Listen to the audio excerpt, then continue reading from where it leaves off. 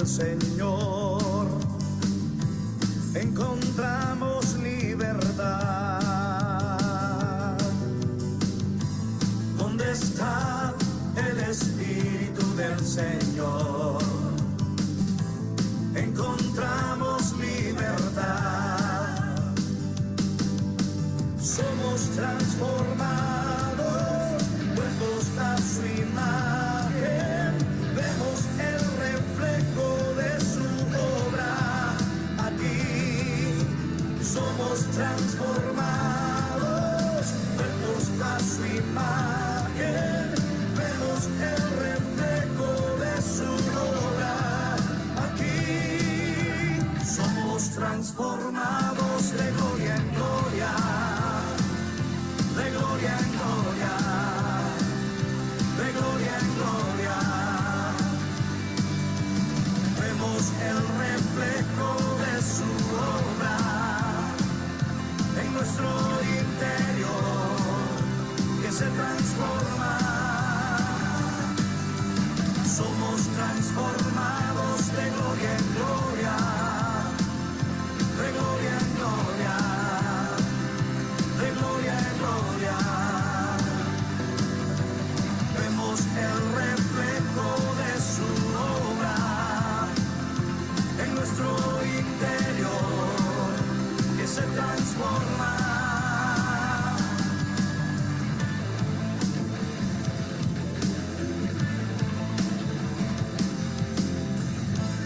¿Dónde está el Espíritu del Señor? Encontramos libertad. Somos transformados, vueltos a su imagen. Vemos el reflejo de su obra aquí. Somos transformados de gloria en gloria, de gloria en gloria, de gloria en gloria.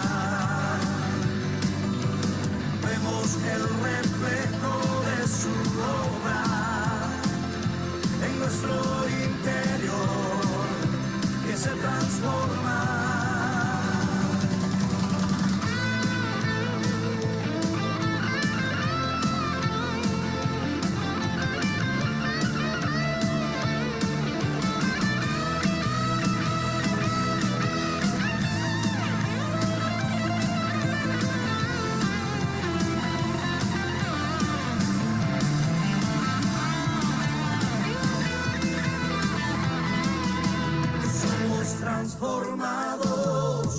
Somos transformados de gloria en gloria, de gloria en gloria, de gloria en gloria. Vemos el reflejo de su obra en nuestro interior que se transforma. Somos transformados de gloria en gloria, de gloria en gloria, de gloria en gloria.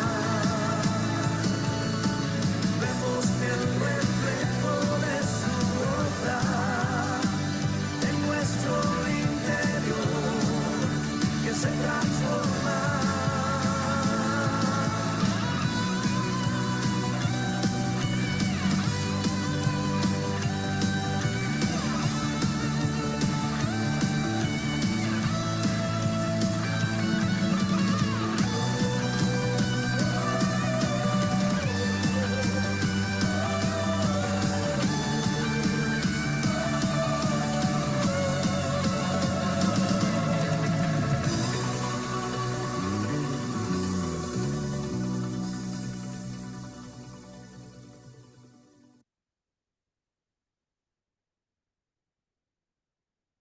La primera carta de Pedro, capítulo 1.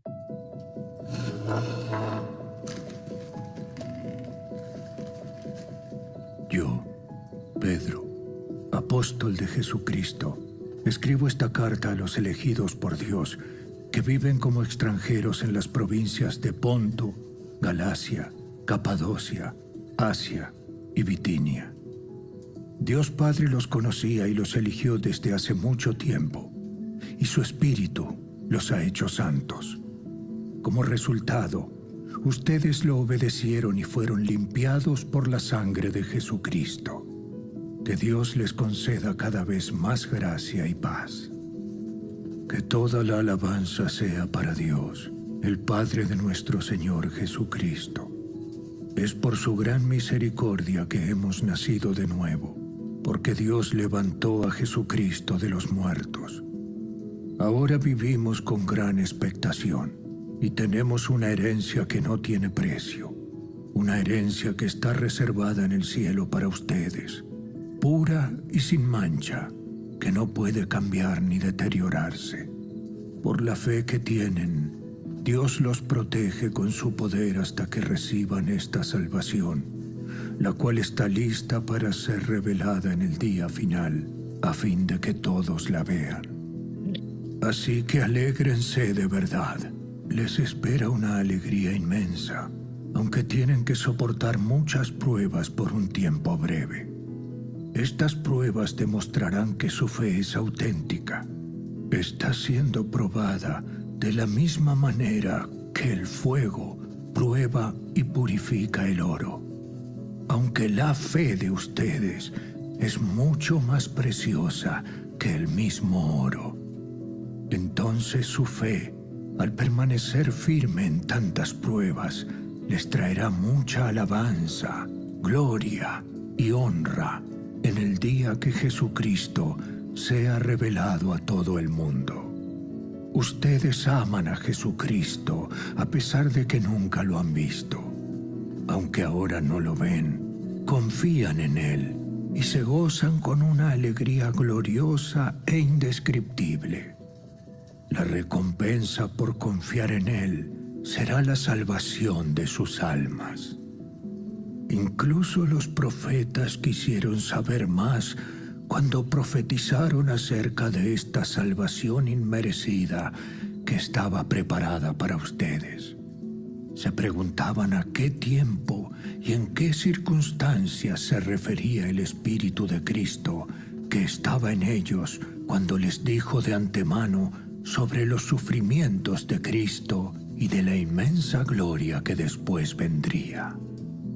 Se les dijo que los mensajes que habían recibido no eran para ellos, sino para ustedes.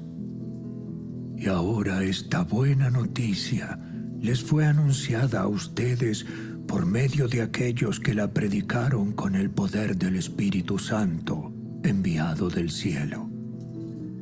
Todo es tan maravilloso que aún los ángeles observan con gran expectación cómo suceden estas cosas. Así que preparen su mente para actuar y ejerciten el control propio. Pongan toda su esperanza en la salvación inmerecida que recibirán cuando Jesucristo sea revelado al mundo. Por lo tanto, vivan como hijos obedientes de Dios. No vuelvan atrás a su vieja manera de vivir con el fin de satisfacer sus propios deseos. Antes lo hacían por ignorancia, pero ahora sean santos en todo lo que hagan, tal como Dios, quien los eligió, es santo. Pues las Escrituras dicen: sean santos, porque yo soy santo. Recuerden que el Padre Celestial, a quien ustedes oran, no tiene favoritos. Él los juzgará o los recompensará según lo que hagan. Así que tienen que vivir con un reverente temor de Él durante su estadía aquí como residentes temporales. Pues ustedes saben que Dios pagó un rescate para salvarlos de la vida vacía que heredaron de sus antepasados. No fue pagado con oro ni plata, los cuales pierden su valor, sino que fue con la preciosa sangre de Cristo, el Cordero de Dios, que no tiene pecado ni mancha. Dios lo eligió como el rescate por ustedes mucho antes de que comenzara el mundo. Pero ahora en estos últimos días, Él ha sido revelado por el bien de ustedes. Por medio de Cristo, han llegado a confiar en Dios y han puesto su fe y su esperanza en Dios, porque Él levantó a Cristo de los muertos y le dio una gloria inmensa. Al obedecer la verdad, ustedes quedaron limpios de sus pecados.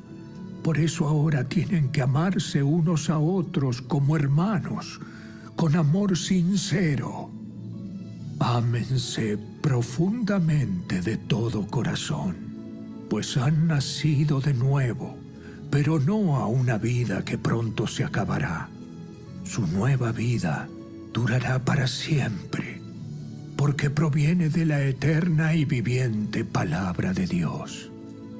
Como dicen las Escrituras, los seres humanos son como la hierba. Su belleza es como la flor del campo.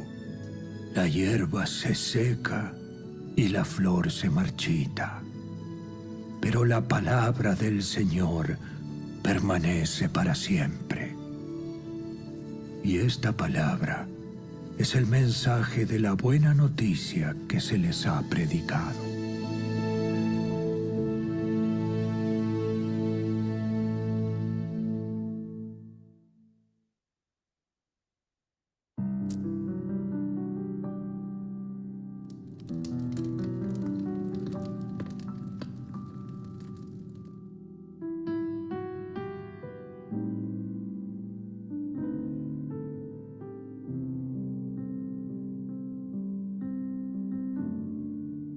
Enciende una luz y déjala brillar, la luz de Jesús que brilla en todo lugar.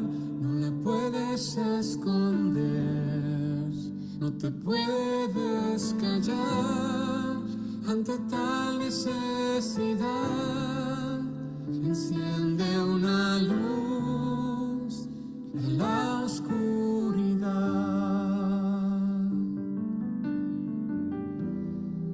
¿Cómo pues invocarán a aquel el cual no han creído? ¿Y cómo creerán en aquel de quien no han oído? ¿Y cómo oirán si nadie les predica? Hermosos son los pies de los que anuncian la paz, las buenas nuevas de Jesús.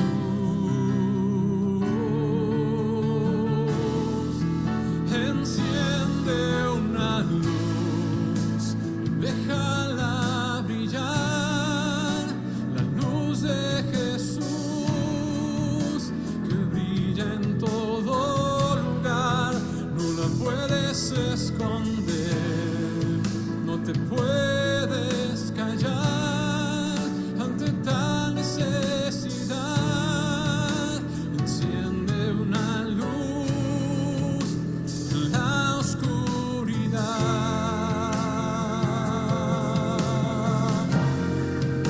Enciende una luz y déjala brillar, la luz de Jesús que brilla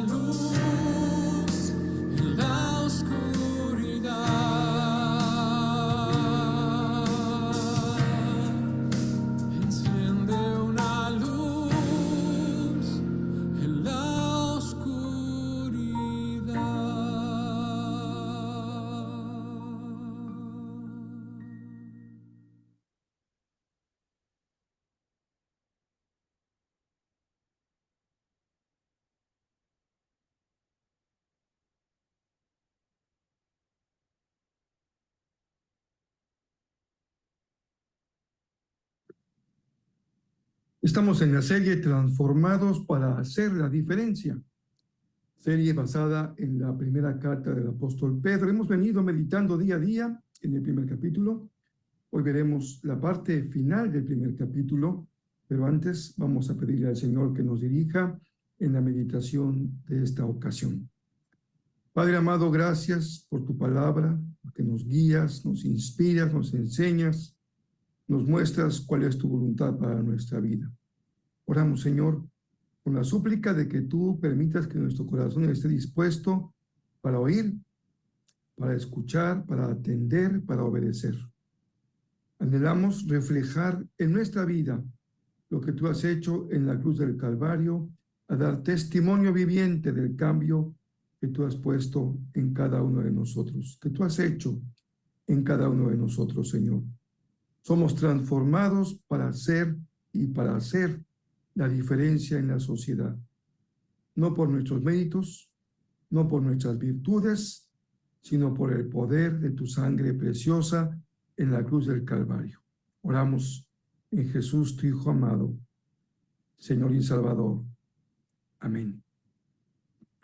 Espero que podamos ir leyendo juntos durante los días de la semana en los que consideramos la palabra en las meditaciones. También podamos tener el ejercicio de leer juntos la Escritura, que siempre es lo mejor que podamos hacer, leer juntos las Escrituras. En este domingo, en esta ocasión, depende del día en que tú puedas conectarte con nosotros, tenemos como título del mensaje: Transformados por la esperanza y la santidad. Los versos que consideramos hoy son del 13 al 16 del primer capítulo de la carta de Pedro, primera carta de Pedro. El domingo pasado explicaba yo que hay dos extremos igualmente perniciosos, dañinos para el pueblo de Dios, especialmente para su misión y la tarea que Dios nos ha encomendado.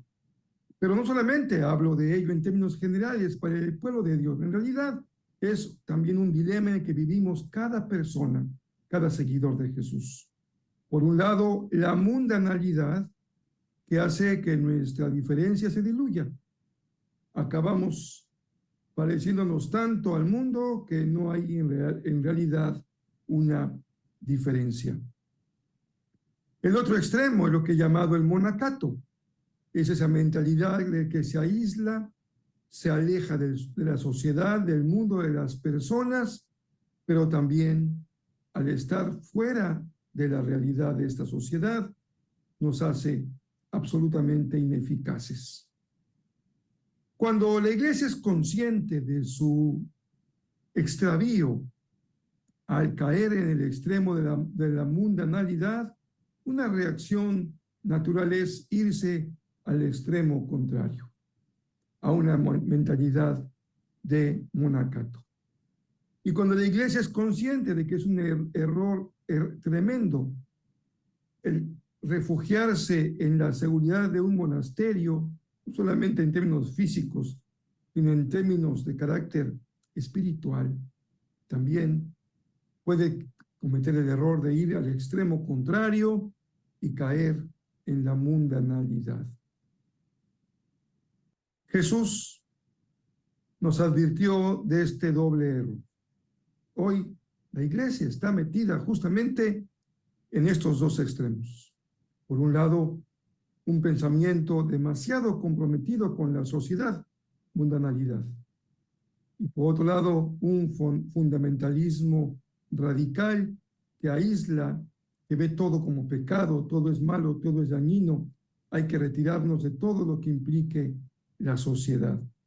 Jesús, consciente de que hay ambos extremos como peligros para la iglesia, para cada cristiano, él oró una oración muy sencilla. Padre, no te pido que los quites del mundo, yo te pido que los guardes del mal. Jesús sabía lo que hacía cuando oró. El Señor nos ha transformado no para que nos diluyamos en la sociedad, y no para que nos aislemos de la sociedad. El Señor nos ha transformado para que seamos y hagamos una diferencia en el mundo, porque Él ama el mundo y no quiere que el mundo se pierda. Y Él ha decidido así que la iglesia es sus manos, sus pies, su presencia física en el mundo de hoy. Y el mundo a veces es un concepto tan amplio, tan grande, tan enorme, que podemos también perder la dimensión de nuestra presencia en la sociedad. Por ello, veámoslo de manera muy simple y muy sencilla. Cuando hablamos de hacer la diferencia en el mundo, no es más que hacer la diferencia en tu familia, en tu vecindario, en tu centro de trabajo, con tus amigos y sin duda que también en tu familia espiritual, que es la iglesia. Yo tuve la bendición enorme de nacer en una familia evangélica, pero como toda persona en lo individual, llegó el momento en que debía tomar una decisión para seguir o no a Jesús. Y ese momento llegó justamente en mi adolescencia. Y fue tal el impacto de esa decisión que yo tomé que me involucré en muchas actividades de carácter evangelísticas y especialmente en el ámbito público. Mercados, transporte colectivo, las calles, los parques, eran lugares para nosotros propicios para compartir el mensaje del Evangelio. Un domingo se me hizo tarde por andar justamente en el metro y llegué tarde a la iglesia. Me encontré al pastor en las escaleras y me dijo, ¿qué tal, Rafael? ¿De dónde viene? Dije, pastor, vengo de evangelizar en el metro. Observó su reloj, se me quedó mirando y me preguntó, ¿y cómo van sus estudios? Esa pregunta no la esperaba. Fue una pregunta sorprendente. No me ocupo hoy de compartirles lo que pasó después, pero acabé en el baño llorando intensamente. Ahora puedo decir a la distancia que el pastor me estaba dando una clase de teología muy importante. Sin duda que yo fui alcanzado para alcanzar a otros. Fui transformado para ser instrumento de transformación de otros. Pero el Señor me enseñó en esa ocasión que fui transformado para hacer luz ahí en donde el Señor me puso, en cada momento de mi vida. Para decirlo de forma un poco más clara, nuestra transformación no solamente implica que seamos instrumentos para evangelizar. También nuestra transformación implica un nuevo estilo de vida para hacer luz ahí donde Dios nos ha puesto. Tiene una dimensión misionera y evangelística, en el primer caso, pero tiene una dimensión ética y moral en el segundo. Los mismos extremos en los que podemos caer. A veces perdemos de vista que no basta con compartir el mensaje para los que no han creído, que necesitamos ser luz ahí en donde estamos. Y que no basta tener un buen comportamiento ahí donde estamos. También necesitamos anunciar el mensaje de forma clara y de forma verbal a todo aquel que no ha creído. Es los dos lados de una moneda y son las dos dimensiones, por decirlo de esta manera, de nuestra transformación personal. Pedro se ocupa en su carta de hablar con claridad acerca de la dimensión ética, personal, moral, que significa la transformación que Dios ha hecho en nuestra vida. Déjame decirlo de manera muy sencilla. Nuestra transformación tiene consecuencias. Dios ha hecho en nosotros una obra extraordinaria en nuestro ser interior. Nos salvó, nos perdonó, nos regeneró, nos transformó, nos ha salvado. Pero esa transformación, ese cambio interior, ese cambio de mentalidad, de corazón, también se refleja en un cambio de comportamiento. Y el comportamiento tiene mucho que ver con aquello que pensamos, con nuestros valores y con nuestros principios de vida, con aquellas cosas con las que estamos comprometidos para hacer.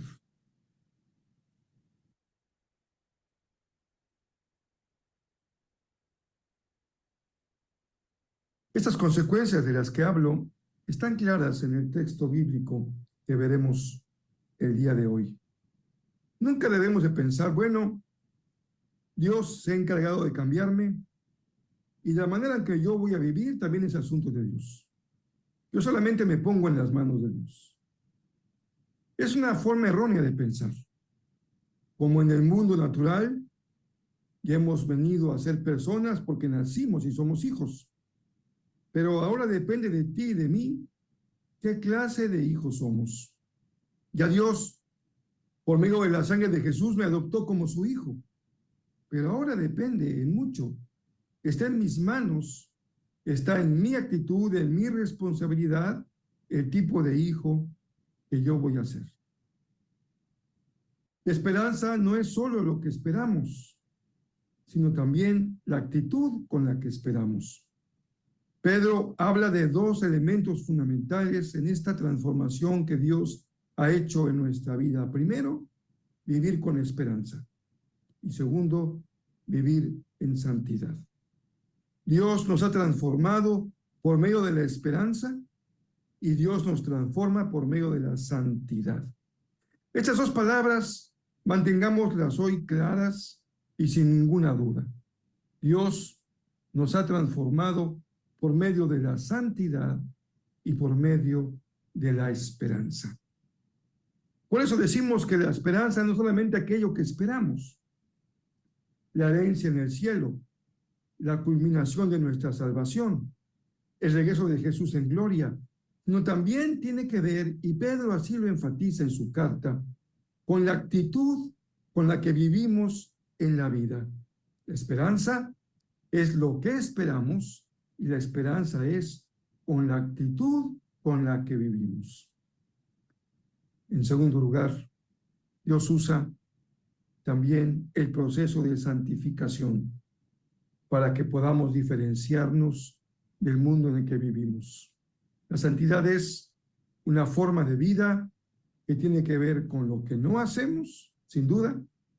A veces nos es más fácil decir aquello que no hacemos para explicar lo que es la santidad, pero también la santidad significa aquello que sí hacemos. Y aunque desde el inicio de nuestro mensaje en Pedro, hace ya una semana, enfaticé la diferencia importante que hay entre el hacer y el ser. En realidad, son dos lados de la misma moneda, porque lo que hacemos da testimonio de lo que somos, y lo que somos se muestra en aquello que también hacemos.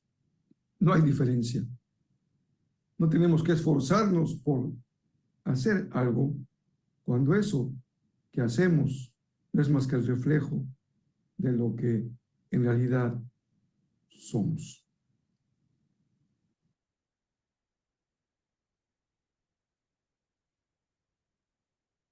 Hay algunos nos que implican santidad y hay algunos sí que también implican santidad. En Cantares, es la serie que vimos hace ya algunas semanas, insistía yo en la importancia de que también nosotros podamos participar disfrutando del mundo de la belleza de los enamorados, la belleza de las palabras, de la poesía, la belleza del mundo natural en el que esa relación de pareja se dio. Pero ahora en Pedro nos introducimos al mundo de lo que es bueno, lo bello, ahora lo bueno. Y lo bueno tiene que ver con nuestro estilo de vida, nuestros valores, nuestras actitudes y nuestras acciones. Amados hermanos y hermanas, queridos amigos y amigas, que podemos compartir hoy ese mensaje, qué importante es que no renunciemos en la vida a ser buenos y a lo bueno. A veces se ve hoy, con cierto dejo de ingenuidad, la aspiración honesta, profunda y sincera de ser personas buenas. Parece que hemos caído en un momento en una mentalidad de cinismo en donde todo el mundo justifica la maldad de sus actos. justificamos lo que no debemos de justificar. Justificamos aquello que sabemos que no debemos de hacer. Y a veces aducimos nuestra debilidad humana, nuestra imperfección, nuestras incapacidades, nuestra inmadurez. Y es verdad, todo eso participa en esta condición humana en la que cada día somos llamados a poder nuestra mente y nuestro corazón en ser personas realmente buenas. No hay nada de malo en esa aspiración. No es algo pecaminoso aspirar a ser bueno. Sabemos que los recursos con los que Dios nos ha dotado para poder serlo requieren de una profunda transformación. Pero ese justamente es el mensaje de Pedro. Ya Dios hizo algo en ustedes extraordinario. Los profetas desearon verlo y no lo pudieron ver, apenas anunciar lo que vendría a cumplirse en Jesucristo. Pero ya ustedes y yo hemos sido transformados mediante el sacrificio de Jesús en la cruz del Calvario. Y eso le llamamos ¿cómo? Pues nuevo nacimiento, nuevas personas, nueva mujer, nuevo varón, nueva criatura en Cristo. Dios nos ha hecho una nueva persona en Él. Ahora, Pedro nos dice, comprométete para ser el hijo que Dios espera que tú seas. De esta manera podremos brillar en el sitio en donde estás. Así dice el canto. Brilla en el sitio donde estás. Qué sencillo, qué simple este gran debate que podemos establecer con criterio y con crítica profunda y fuerte acerca del error de ir al monasterio o de perdernos en el mundo, se ha resuelto de forma tan sencilla con un antiguo canto que los niños cantan desde su época más tierna en la iglesia. Brilla en el sitio donde estés. Puedes con tu luz algún perdido rescatar. Brilla en el sitio donde estés. Hay mucho rechazo hoy al cristianismo. Puedo decir con toda honestidad que mucho de ese rechazo está bien justificado. A veces el fundamentalismo, la mundanalidad hacen que se dañe de manera profunda y seria el testimonio del pueblo de Dios. Por ello conviene leer la carta de Pedro para brillar en el sitio donde el Señor nos ha colocado. Ya hemos escuchado la lectura dramatizada de la carta que estamos viendo hoy. Déjenme leerles una vez más los versos 13, 14 y 15 hasta el 16. Así que preparen su mente para actuar y ejerciten el control propio. Pongan toda su esperanza en la salvación inmerecida que recibirán cuando Jesucristo sea revelado al mundo. Por lo tanto, vivan como hijos obedientes de Dios. No vuelvan atrás a su vieja manera de vivir con el fin de satisfacer sus propios deseos. Antes lo hacían por ignorancia, pero ahora sean santos en todo lo que hagan, tal como Dios, quien los eligió, es santo. Pues las Escrituras dicen, sean santos, porque yo soy santo. Iniciábamos el mensaje hablando de que lo que Dios ha hecho en nuestra vida tiene consecuencias. Y hemos llegado al tema de las consecuencias justamente a la luz del texto bíblico. Hay algunas expresiones de Pedro en este parrafito que nos permiten y nos llevan a considerar las consecuencias de lo que Dios ha hecho en nuestra vida. Miren, el verso 13 inicia diciendo, así que, una vez dicho lo que he dicho, procedo a establecer sus consecuencias. El verso 14 dice, por lo tanto, también es una expresión que nos va a hablar en el segundo lado de la frase acerca de aquello que viene como consecuencia de lo dicho con anterioridad. Y en el verso 15, Pedro dice, pero ahora, Se refiere a lo que va a cambiar, aquello que debe cambiar como impacto por el impacto que produce la obra de Dios en cada uno de nosotros. Cuando Dios transforma nuestra vida, sin duda que hay implicaciones morales de nuestra salvación. Dios impacta nuestra forma de comportarnos. También impacta nuestra ética personal, la manera como nos relacionamos en el mundo, lo que hacemos, lo que debemos hacer, la manera en que tomamos decisiones en la sociedad, nuestro comportamiento en la sociedad. Así que cuando leemos el pasaje que hemos ya considerado, podemos formularnos algunas preguntas. Una de ellas es, ¿estoy viviendo hoy de acuerdo con el carácter de un Dios santo? Sean santos porque Dios es santo. ¿Estoy reflejando en mi vida el carácter de un Dios que es santo, que está comprometido con lo bueno, con lo que es justo, con lo que es verdadero? Mi vida refleja el carácter de Dios que está comprometido con la justicia, con la bondad y con la verdad. Ahí en mi trabajo, ahí en mi matrimonio, ahí en mi familia, ahí en el vecindario, ahí con los amigos en la cancha de fútbol, en la cancha de básquetbol, viendo la televisión, jugando ahora con los juegos que tenemos en las computadoras. Ahí donde estoy, soy luz cuando reflejo en mi vida el carácter de un Dios santo. Segunda pregunta que me puede ayudar a comprender el mensaje de Pedro es, ¿estoy viviendo con la actitud correcta? Dice Pedro, vivan con esperanza. Estamos llenos de malas noticias y de noticias falsas. Sin duda que es razonable cuando alguien tiene una actitud pesimista ante la realidad. Sin duda que el cariño que hoy tenemos tanto en las mascotas se debe a que nos han tratado mal, tal vez nos han apaleado, nos han pateado, nos han hecho sufrir, nos han lastimado, y es mejor estar solos que mal acompañados. Así que yo sé que si a mi mascota la alimento bien y le hago cariñitos en su panza, será una mascota fiel por toda la vida. No es fácil. Sufrir, ser herido, herir. Y eso puede llevarnos a una actitud de cinismo y de desilusión y de pesimismo. Incluso las personas optimistas pueden verse como personas demasiado superficiales o tontas o ignorantes. ¿Cómo puedes vivir con esperanza en un mundo como el que vivimos hoy? Porque mi esperanza está puesta en la herencia que voy a recibir cuando el Señor me llame a su presencia. Pero no solamente eso, porque si bien podemos aguardar con verdadera actitud de esperanza eso que el Señor nos ha prometido, también Pedro dice, preparen su mente para pensar de esta manera.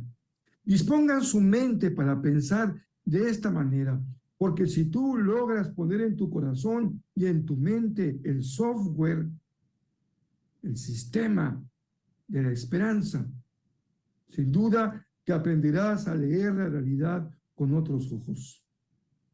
Aprenderás a mirar el mundo con otros ojos y aprenderás a escuchar lo que escuchan tus oídos con otra forma de oír, porque lo harás con la actitud de aquel que tiene esperanza. Queridos hermanos y amigos, hay muchas cosas que la humanidad pierde y que tú y yo podemos perder. Lo único que nunca debemos perder es nuestra esperanza en las promesas de Dios. Podemos fijar nuestra mente en la oscuridad. Podemos pasar muchas horas en el Facebook o en la computadora leyendo malas noticias.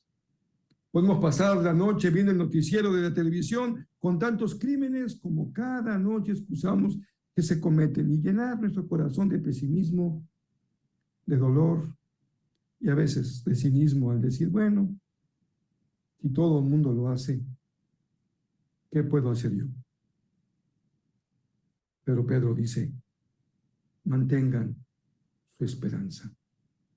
A veces las cosas no van bien, mucho menos para una iglesia que está viviendo desplazada de su lugar de origen, en condiciones de pérdida de derechos, sin ninguna protección social, sin ninguna protección del gobierno, a expensas de los que les persiguen, pero dice Pedro, pongan su esperanza en el Señor, porque hay algo trascendente que va más allá de lo que vemos y escuchamos y sentimos.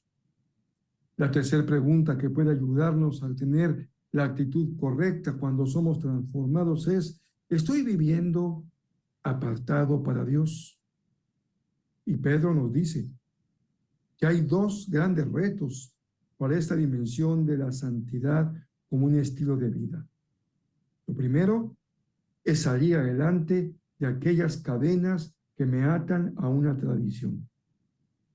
Porque la iglesia a la que Pedro describe también conocía de muchas tradiciones que podían atarlos al pasado, a vivir como vivían antes, lejos del Señor, pero cerca de su religión, lejos de un corazón sincero, pero cerca de muchas reglas que los asfixiaban. Mucha superficialidad, mucha apariencia, mucha religiosidad, muchas ceremonias y rituales, pero poco corazón. Dice Pedro, también deben tener claro que no pueden seguir viviendo como esclavos de sus deseos. Porque el deseo es algo natural. Tenemos hambre, tenemos sed, tenemos sueño, tenemos muchos deseos de pasar nuestra vida lo mejor posible y eso no tiene nada de pecaminoso ni de malo porque Dios así nos formó. Pero Pedro está hablando de esos deseos que nos llevan a hacer lo malo, a tomar lo que no debemos tomar, a pensar y a desear lo que no debemos ni tomar, ni pensar, ni desear. Dice la palabra, sean santos. Si Dios transforma nuestra vida mediante la esperanza, nos hace personas nuevas. Y Dios transforma nuestra vida mediante la santidad, porque nos aparta para dejar de hacer lo que es malo y nos aparta para hacer todo aquello que es bueno. Observemos cómo en los pequeños 3 o 4 versos que hemos leído hay algunos verbos que nos desafían. Son verbos que nos comprometen. No podemos decir, ya Dios me cambió y que Él se encargue de lo que viene. Es un desafío a nuestra vida a cambiar nuestro estilo de vivir. Vean las expresiones en las que están incluidos algunos verbos y que siempre implican, tanto en su forma activa como en la forma pasiva, de cualquier forma implican algún grado de acción. Dice Pedro, prepara tu mente. Nadie puede hacerlo por ti. Prepara tu mente. Ejercita el control propio. Nadie puede controlarte más que tú a ti mismo. Seguramente has intentado controlar la vida de alguna persona y te has dado cuenta que eso es un fracaso rotundo. No puedo controlar la vida de mis hijos, de mi esposa, de mi padre, de mi madre, de mi hermano, de mi hermana, ni de mis empleados, ni de mis patrones. Solamente puedo controlar mi propia vida. Y eso cuando realmente la rindo a los pies de Cristo. Ejercita el control propio. Quiere decir que ese desafío, ese ejercicio, esa tarea nunca termina. Todos los días estamos llamados a ejercitarnos en el dominio, en el control propio. Mis emociones son extraordinarias, pero pueden ser mis peores enemigos. Mis deseos son extraordinarios, pero pueden ser mi peor enemigo. Mi mente es capaz de crear muchas cosas hermosas, pero puede ser mi peor enemigo. ¿Y qué decir de mis acciones? Ejercita el control propio. Las frases que Pedro usa siguen diciendo, pon tu esperanza. Es una decisión tuya. Pon tu esperanza, vive, no vuelvas atrás. Sean santos. Y uno se pregunta, bueno, ¿cómo es posible que alguien pueda vivir con estándares tan altos en su vida? con una ética que pone el cielo, el límite bastante arriba. Pedro dice, por la transformación que Dios ha hecho en ustedes y la obra que el Espíritu Santo sigue haciendo en sus corazones por medio de la obra de santificación, que es la obra del Espíritu, cuando Él toca nuestra voluntad. Y podemos decir, Señor, hágase en mí conforme a tu palabra. Amados hermanos y amigos, queridos hermanos y hermanas que conforman nuestra familia espiritual, no hay impacto más poderoso en tu familia. No hay impacto más poderoso en tu matrimonio. No hay impacto más poderoso en tu vecindario, en tu trabajo, en tu iglesia, más que siendo la diferencia y alumbrando en el sitio donde estés. No hay mayor impacto ni forma de evangelizar más poderosa más que el impacto que producen vidas transformadas, vidas que siguen siendo transformadas mediante la obra de santificación del Espíritu Santo y mediante actitudes de esperanza. Por ello debemos de huir del monasterio que nos hace ausentes de la sociedad.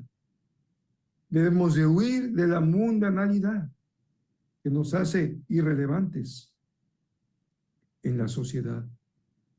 Unamos nuestros corazones para orar al Señor y le roguemos que seamos luz que resplandece en las tinieblas.